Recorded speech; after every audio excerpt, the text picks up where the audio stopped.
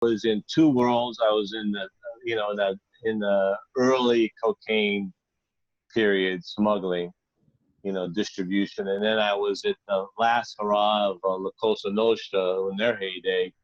And I ran in both those. And the other thing is that I was a big earner. Plus, I like to get my hands dirty. I like to, had a Napoleon Bonaparte complex, not because I'm not short by any means. I'm not little by any means, but I like to lead my soldiers in a battle. So, that was probably the four things that are kind of unusual about my past. If I look back at it and talk about it right now, again, I don't think about it that much. And, to tell you, what was, a lot of people that have watched me, especially in law enforcement, since I've been legitimate, they wouldn't believe it,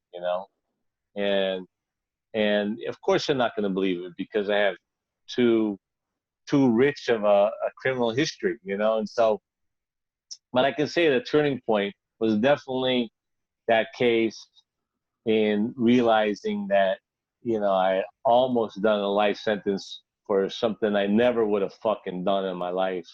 Was one. The second one was where an innocent person got hurt. That's what you mean, right? Yeah. Somebody that wasn't supposed to, yeah. And then the second one was that 6 months after I got pinched, my daughter was born. And I remember holding her, and this was MDC at Los Angeles. It's also the same thing as New York, but it's a federal holding facility in LA. I remember holding my daughter and saying to myself, if I ever get out, I'm never going to break the law to make a living again. And I kept that promise when I got out. I just had to figure out a whole different approach. And I always had good work ethics, and I just, always been kind of gifted with my math skills. So figured it out, man.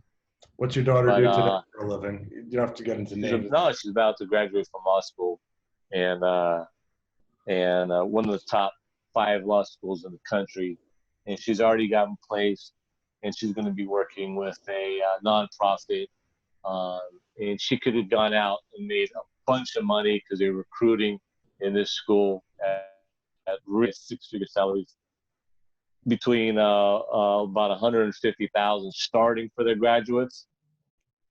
And she's taking less than half of that because she wants to work in criminal justice.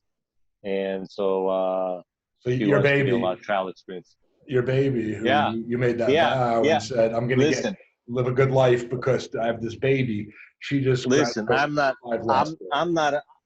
a crier, but I read. She sent me, when she applied to law school, she had to put in a personal essay, and she sent me this thing, and I don't remember the last time I can have any idea when a tear rolled down my face. But I read it. I wasn't sad. I was so proud, because in that essay she writes that one of the reasons why, the main reason she wants to go to law school is because I had to sit down with her when she was just going through puberty, and she had this opinion of me as her father because I was really hands-on with her, and she doesn't remember because when I got out she was not yet 5, and so she doesn't remember me being away, and she talks about that I had to sit down with her and I told her everything about my past, and her opinion of me was shattered, that I was this person that had done this and that had this history. But then over the course of some years, her love for me never changed, but her opinion of me changed. And then over the course of some years, she realized that how close we were, and how dedicated to her I was, and how supportive of her that I was, not just financially, but also, in her developing to a strong young woman, and that